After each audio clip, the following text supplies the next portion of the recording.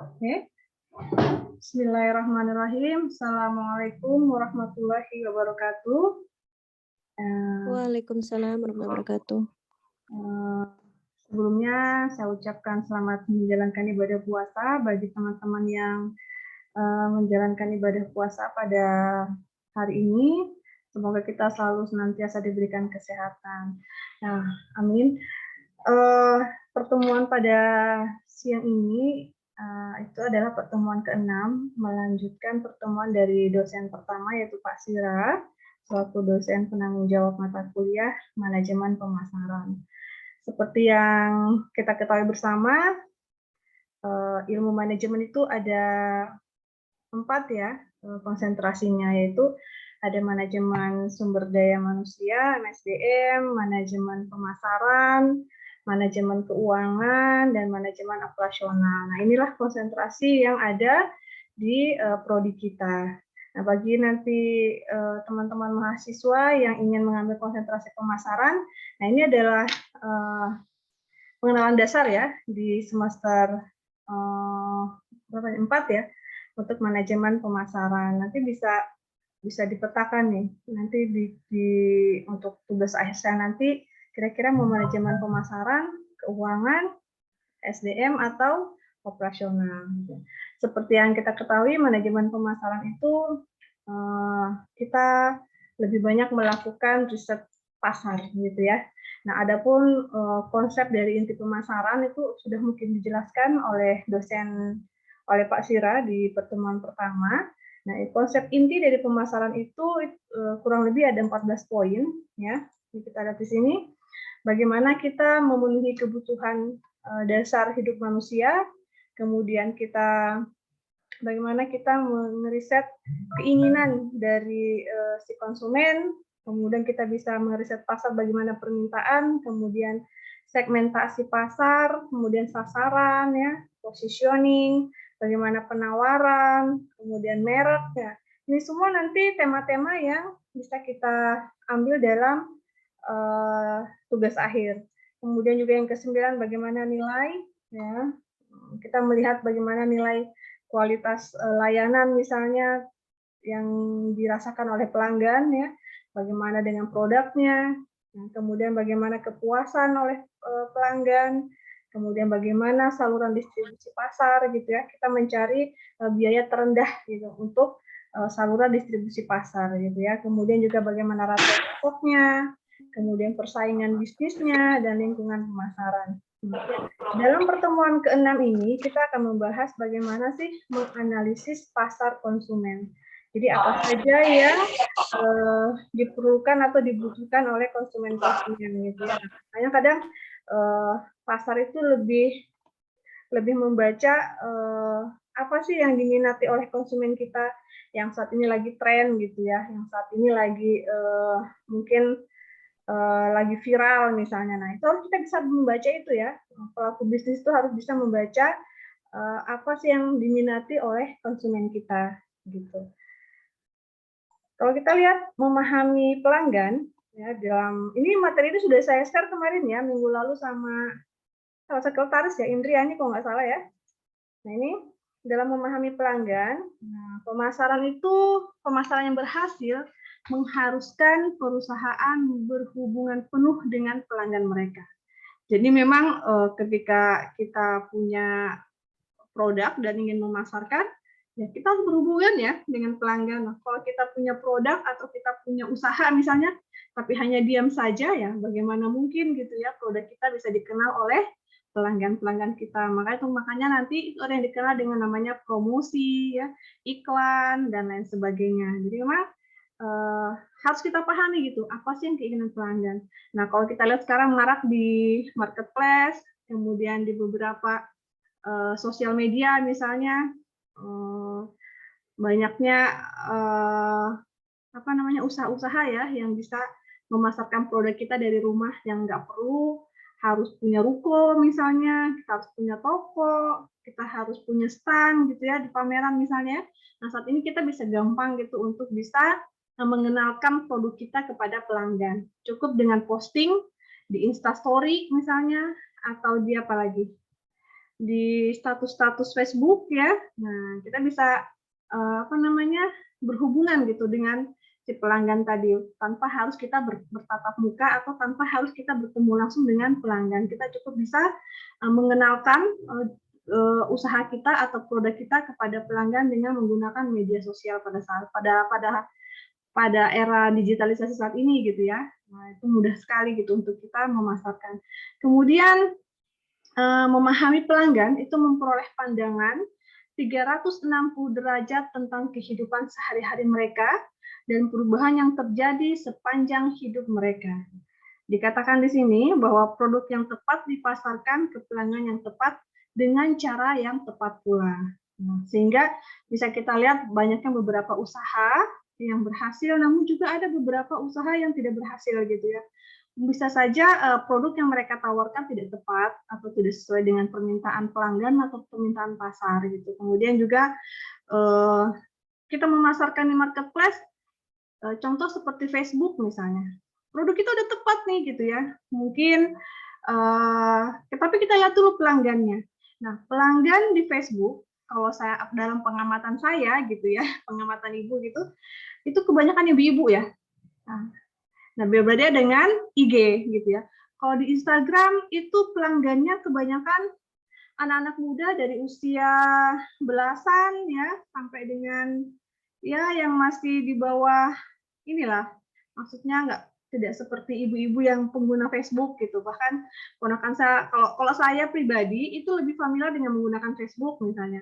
Nah, mungkin teman-teman mahasiswa atau SMA, yang SMA sederajat, SMP, SMA sampai dengan mahasiswa itu kebanyakan menggunakan IG. Nah, makanya bagi teman-teman yang mulai hari ini sudah punya punya bakat menjual, nah itu cocok tuh di IG gitu ya, karena memang pelanggannya tepat tuh, teman-teman mahasiswa misalnya seperti itu ya. Kemudian produknya, kalau IG mungkin karena tadi kalangan mahasiswa, bagian laki-laki mungkin produknya yang ditawarkan adalah untuk teman-teman laki-laki misalnya.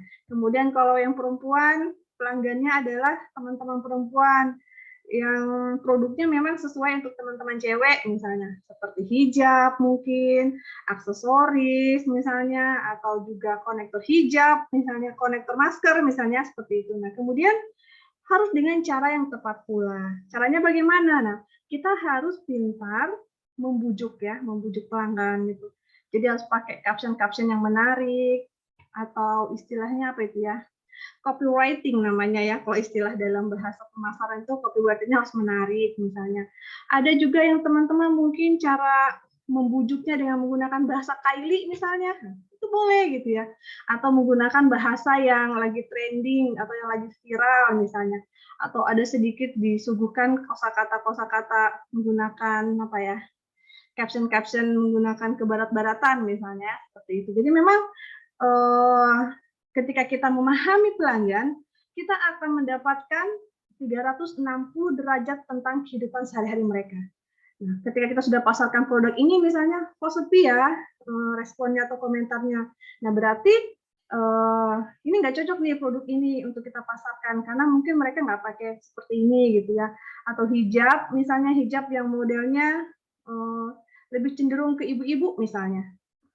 Motifnya norak misalnya ya. Nah, apa sih yang diminta oleh teman-teman yang mahasiswa misalnya yang dia pakai sehari-hari yang lagi tren, misalnya saat ini lagi tren jilbab pasmina atau jilbab prisket misalnya ya, yang seperti itu. Jadi memang kita bisa melihat, bisa memperoleh pandangan 360 derajat tentang kehidupan pelanggan kita atau teman-teman mahasiswa tadi sebagai pasar kita gitu atau sebagai pelanggan kita. Kita lanjut di slide berikutnya. Nah, ini perilaku konsumen. Jadi memang dalam manajemen pemasaran itu kita harus bisa membaca perilaku konsumen. Nah, perilaku konsumen itu seperti apa? Yang seperti sudah saya terangkan juga di atas, bagaimana memahami pelanggan, bagaimana perilaku pelanggan. Perilaku konsumen itu teorinya adalah studi bagaimana individu, kelompok, dan organisasi memilih, membeli, menggunakan, dan bagaimana barang, jasa, ide, atau pengalaman untuk memuaskan kebutuhan dan keinginan mereka. Jadi kita selaku pebisnis atau kita punya usaha misalnya, kita harus bisa membaca perilaku konsumen tadi ya, seperti yang sudah saya jelaskan juga di awal. Jadi memang kita harus banyak belajar pasar kita untuk individu kah, atau untuk kelompok kah, atau untuk organisasi kah, gitu ya. Atau kita menjual berupa saat ini lagi minat berupa barang kah, ya, jasa atau ide-ide pengalaman ya, yang mana tujuan kita dalam pemasaran itu adalah memuaskan kebutuhan dan keinginan dari si konsumen tadi, seperti itu ya.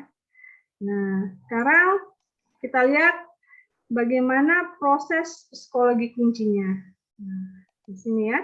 Ini dikatakan bahwa merupakan titik awal untuk memahami perilaku konsumen melalui model, respon, atau rangsangan. Nah, rangsangan pemasaran dan lingkungan ini memasuki kesadaran konsumen dan sekelompok proses psikologis digabungkan dengan karakteristik konsumen tertentu menghasilkan proses pengambilan keputusan dan keputusan akhir pembeli. Jadi memang ketika kita bisa, maaf belum, saya terlewat kayaknya. Ini dulu ya, faktor-faktor dulu ya, sorry. Faktor-faktor dulu yang mempengaruhi perilaku konsumen apa saja? Dikatakan dalam materi kita ini ada 3 faktor yang mempengaruhi perilaku konsumen. Ada yang dikatakan faktor budaya, kemudian faktor sosial, dan faktor pribadi. Nah, faktor budaya ini itu termasuk di dalamnya kelas budaya, subbudaya, dan sosial.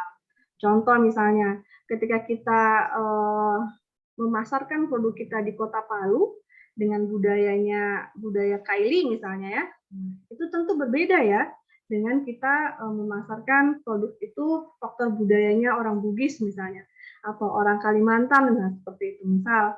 Nah kalau kita lihat budaya sebagai contoh di negeri Afrika misalnya, kita bisa membaca karakteristik Afrika, kemudian Asia atau di Arab, negara bagian Arab, atau juga di Asia Tenggara seperti Indonesia. Nah, kalau kita lihat di negara seperti Arab Saudi, Turki gitu ya. Kalau kita di film-film gitu di televisi, mereka lebih suka cenderung warna-warna hitam. Ya, benar ya?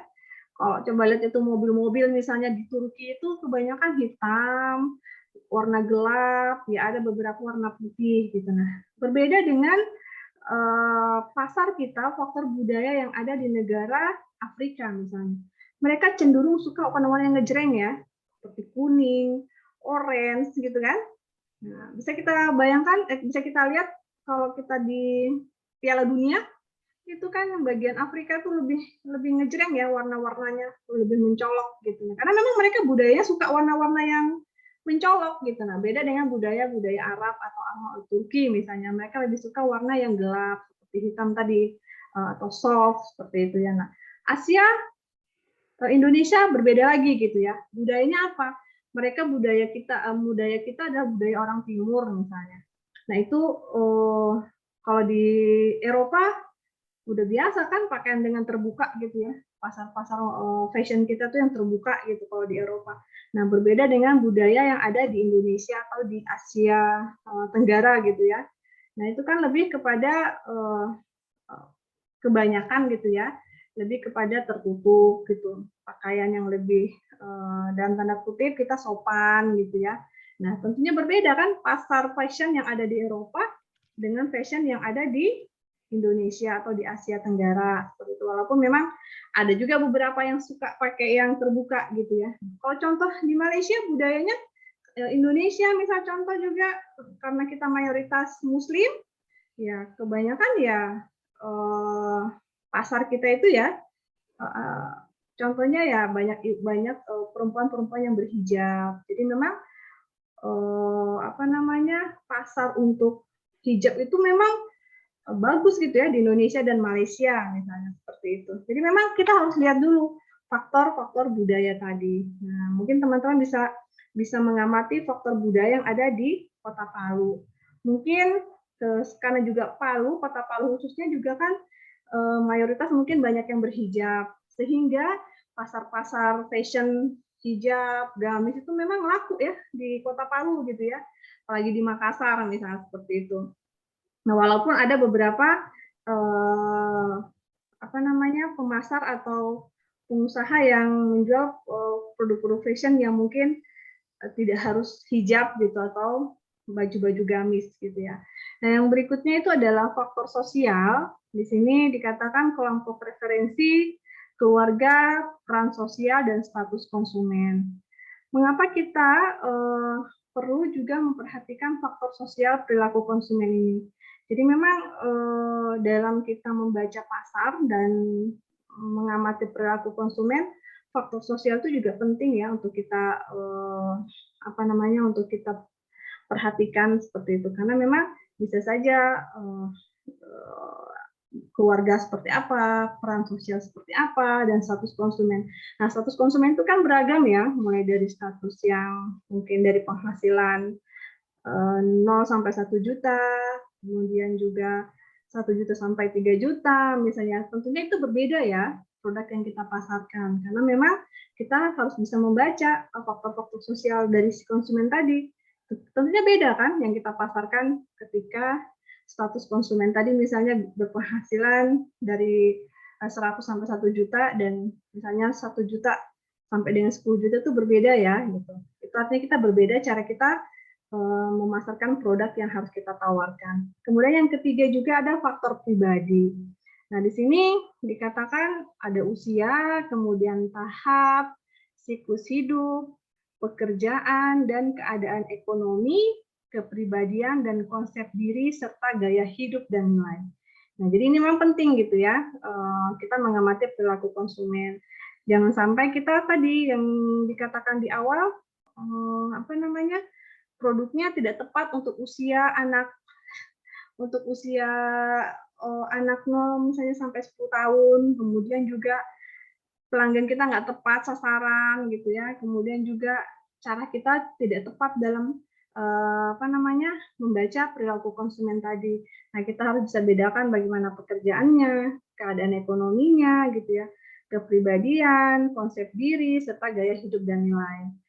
Karena memang berbeda ya, yang seperti juga saya sebutkan di awal, faktor sosial, status pekerjaan gitu ya, kemudian keadaan ekonomi, itu juga mempengaruhi perilaku konsumen. Mungkin ketika pekerjaannya penghasilan bagus, kemudian keadaan ekonominya juga mumpuni, mereka mindsetnya adalah mungkin saja memerlukan produk-produk yang harus branded misalnya, ya seperti itu ya, yang mungkin harga barangnya nggak ada lagi puluh-puluh ribuan, ratusan ke atas atau jutaan gitu. Nah, kalau kita lihat maraknya di apa namanya, di media sosial gitu ya, artis-artis yang biasa berbelanja produk-produk branded misalnya, itu tentunya berbeda ya dengan keadaan ekonomi rakyat biasa gitu. Mereka kan artis gitu, berpenghasilan yang ya sekali manggung puluhan juta dibayar, ratusan juta, ya tentunya kan berbeda gitu ya dengan keadaan ekonomi masyarakat biasa. Mungkin kalau ibu pribadi cukup dengan barang itu apa namanya, bagus menurut saya pribadi gitu ya, kemudian harganya terjangkau, kenapa enggak gitu ya. Nah, jadi itu tuh berbeda dengan kalangan apa sekarang crazy rich ya, istilahnya crazy rich lah seperti itu. Nah, ini tadi faktor-faktor yang mempengaruhi perilaku konsumen itu ada 3 faktor ya, ada faktor budaya, sosial, dan pribadi. Nah, proses psikologi kunci. Nah, ini dia. Jadi memang proses psikologi ini merupakan titik awal ya untuk memahami perilaku konsumen melalui mode respon dan rangsangan. Jadi mungkin ketika kita menawarkan produk ke teman-teman mahasiswa misalnya, kok mereka diam aja ya, gitu, nggak punya respon ya, bisa jadi kita susah membaca kondisi teman gitu ya. Mungkin saja mereka belum dapat uang bulanan misalnya, atau mereka memang lagi nggak membutuhkan yang kita tawarkan misalnya. Nah, kita bisa pasarkan di tempat yang lain gitu ya, atau di media sosial yang lainnya. Nah, ini rangsangan pemasaran itu ada produk dan jasa, kemudian harga, distribusi, dan komunikasi.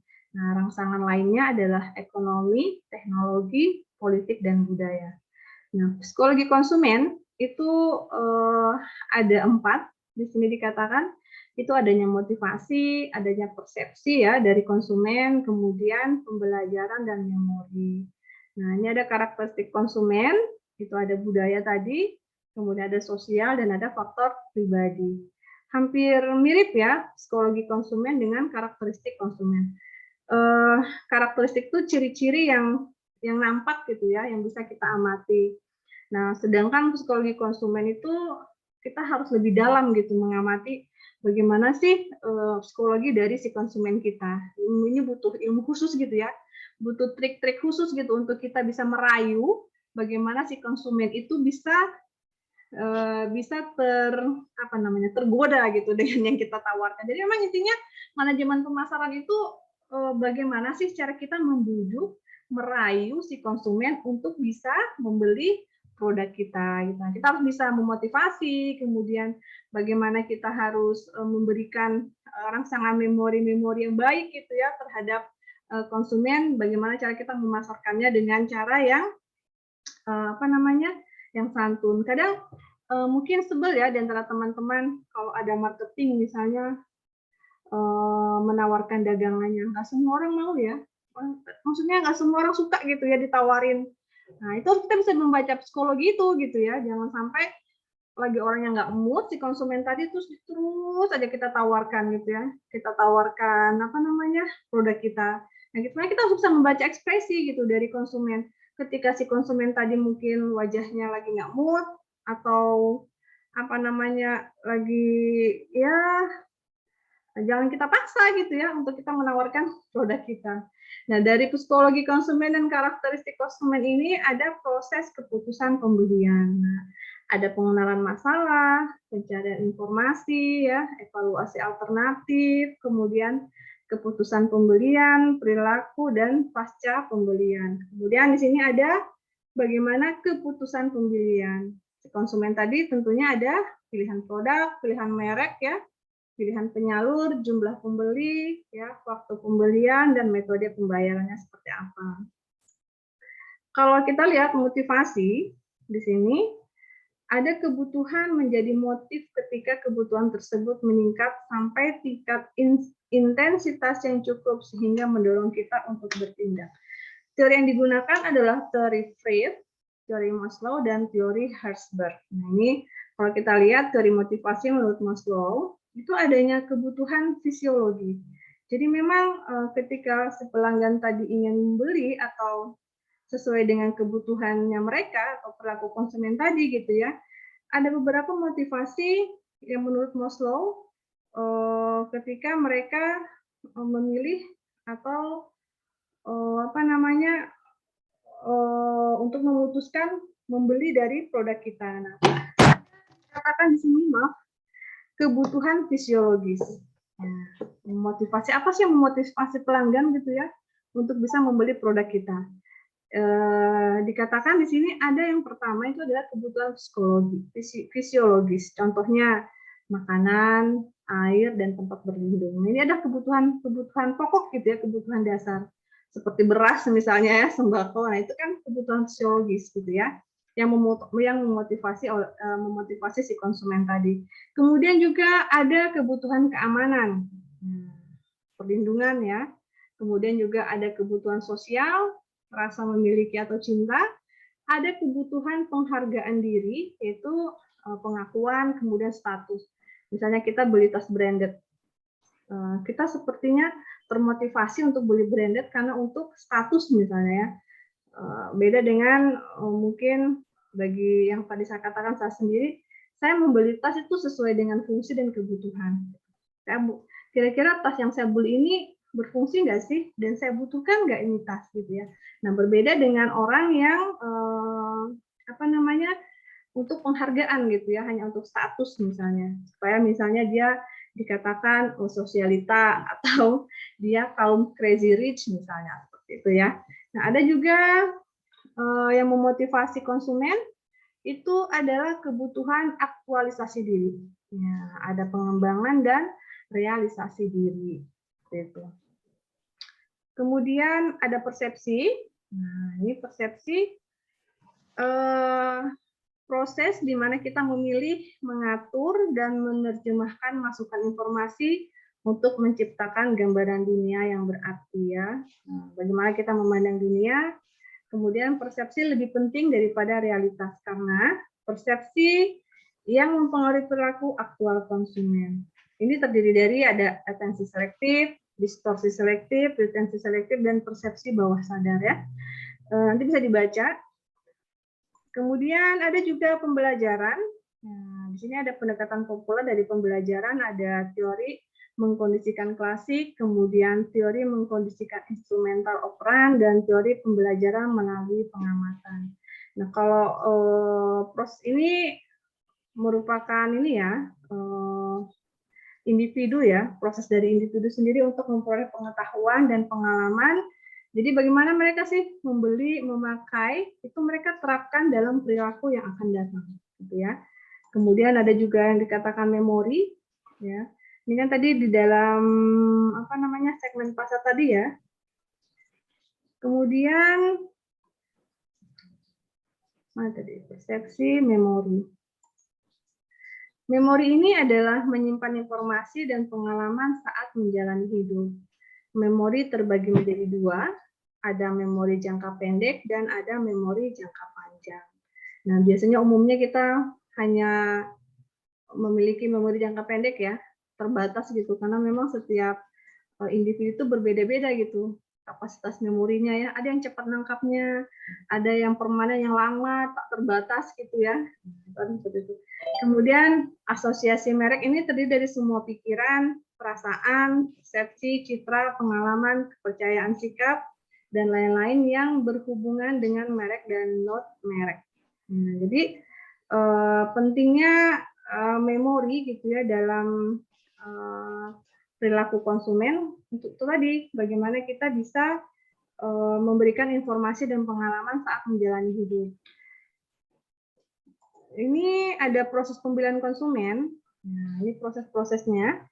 Ada pengenalan masalah dulu, kemudian ada pencarian informasi, evaluasi alternatif, keputusan pembelian, dan perilaku pasca pembelian. Perilaku pasca pembelian ini biasanya menjadi pengamatan kita, ya. Waduh, udah mau habis waktunya. Saya mau capture dulu ya, mau capture dulu apa namanya yang hadir hari ini, karena mau isi data disimak. Tunggu.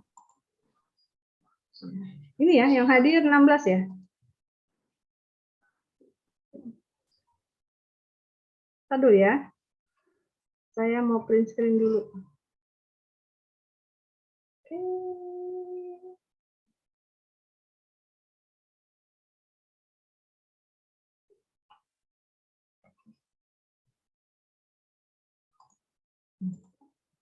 Kita lanjut.